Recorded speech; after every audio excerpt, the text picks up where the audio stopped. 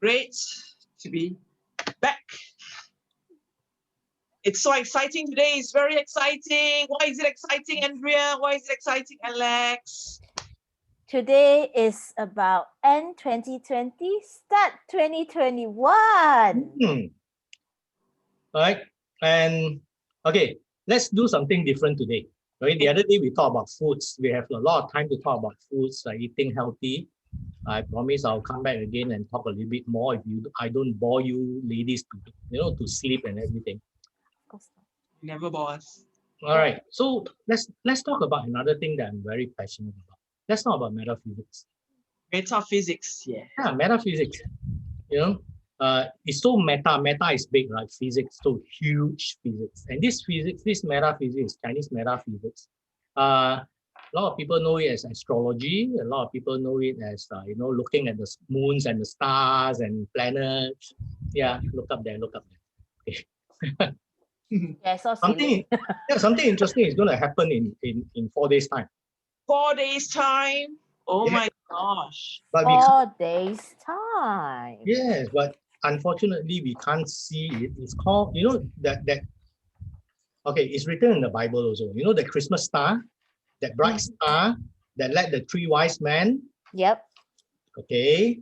There's 2 planets coming together and it forms a very bright star in the sky. It happens only a few hundred years once. Okay, exactly how many years I don't know because I'm not into astrology.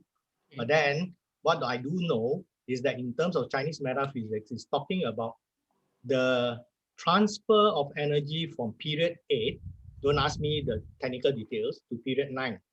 All right. And it's supposed, by calculation, it's supposed to happen in 2024, but it's actually happening this week. Wow. I wonder what is that. But the thing is, we can't see it in our sky because it's 3 a.m. UTC, which is 11 a.m. our time on 20th. So go on YouTube, go on Facebook, go anywhere where there's live and see how bright the stars are shining in the night sky. Somewhere over the rainbow. Yes. Way up high. My favorite song, but I can't sing. Okay, I sing, you'll shut your channel down. Okay, but anyway, the thing is, I just want to highlight something. You know, a lot of people right now talking about period 9. If you are into metaphysics, everybody is talking about period 9. But what is actually period 9? Okay, so it's just actually basically in metaphysics, every 20 years there's a change of energy.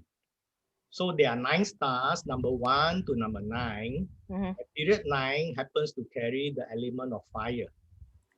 Whoa. Right. Whoa. So the trigram represents a yin between 2 yang lines. So a lady in between 2 men. In short, it's like a lady controlling from within. Okay. I know you guys, I know the 2 of you will tell me we have been doing that for the past 200 years. Okay, fine. No, because when you say yin, my name is Mei Yin, so I got excited. Oh yes, wow, great. And in this live chat today, we have 2 women and 1 man. Yes. So the thing is, okay, still, see, if 2 yin and 1 yang is called the kan gua, and it represents water. Okay. All right. You see, that's Chinese metaphysics is very nice. Go by metaphors, Okay. So the opposite of water is fire, right? And the fire has got 2 yang and 1 yin. Water has got 2 yin and 1 yang. Okay. So we need to bring another 3 men into this chat so it becomes 2 fire.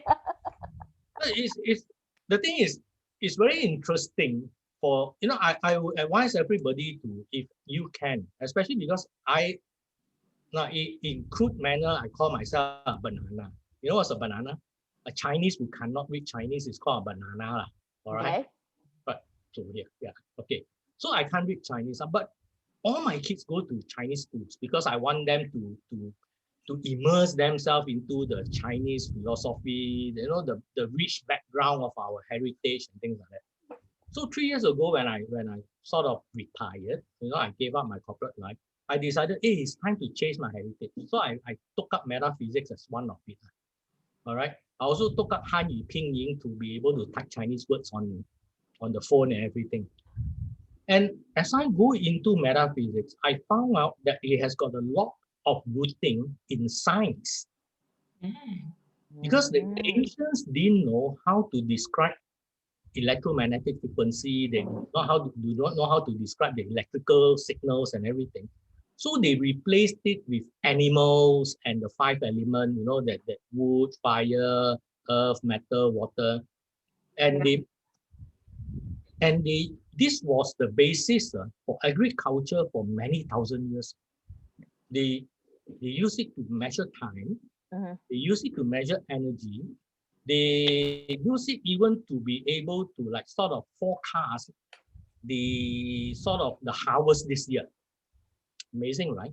It's in the Chinese feng shui. Very, very amazing. I'm so curious now.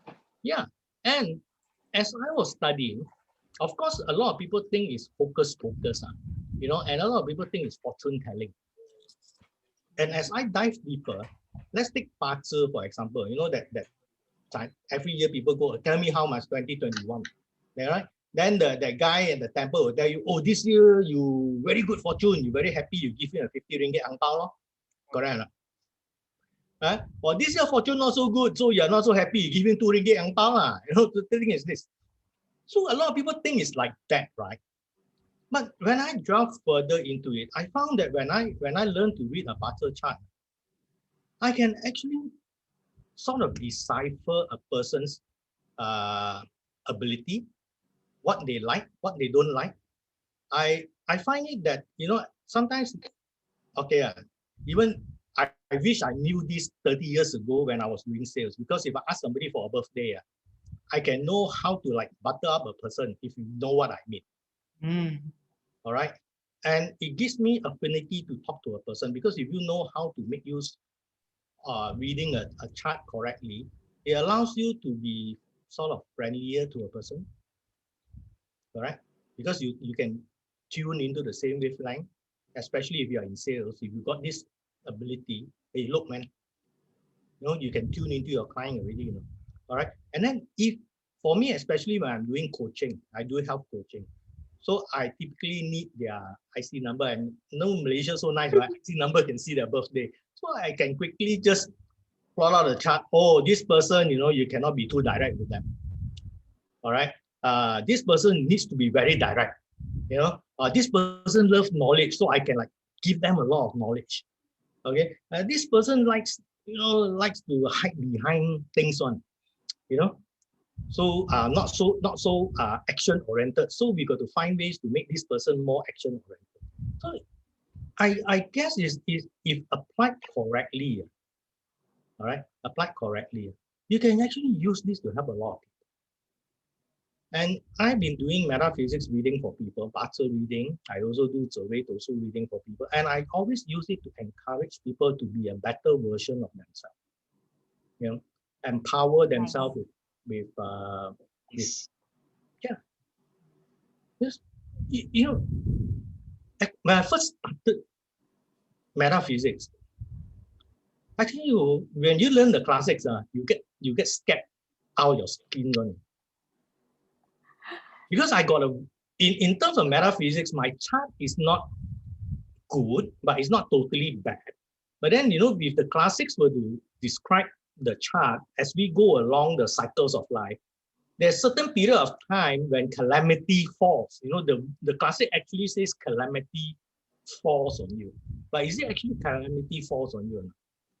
Then I went and I got involved with quite a few other teachers. You know, they are more proactive kind of teachers. They are more adaptive. They don't rely solely on the classics.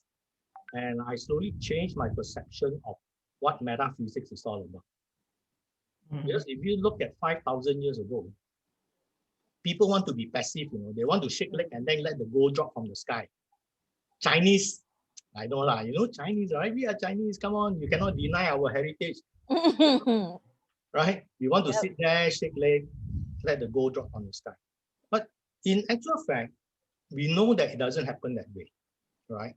So the thing is, if you learn to analyze your own chart, just very simply, you don't even have to do fortune telling. Fortune telling can be done, but does it serve a purpose or not? But what if we were to turn this thing around and look at, next week, I've got a few important appointments. Then you can actually look at which are the days which actually the energy coincide with you, give you more confidence, give you more positive energy, and you fix your appointments on that date. All right. Then if you are going to do like prospecting, or you want to do certain days, so certain days is more for, it's like we call it that the influencer energy, the influence energy. Okay, so you can actually use that, but the thing is sometimes the influence energy might not be too favorable for you, so you can actually, like right now, FB Live, you can say a lot of things, people can't slap you, right? Alex, Yeah. you cannot slap me for what I'm about to show you, yeah?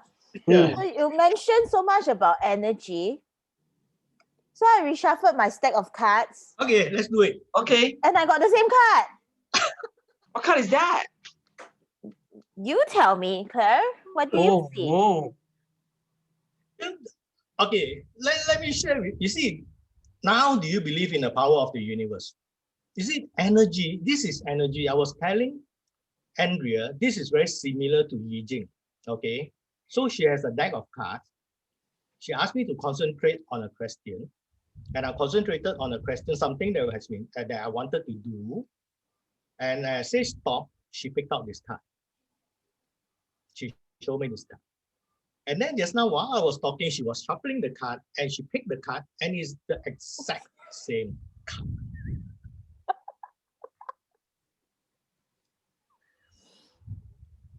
Now,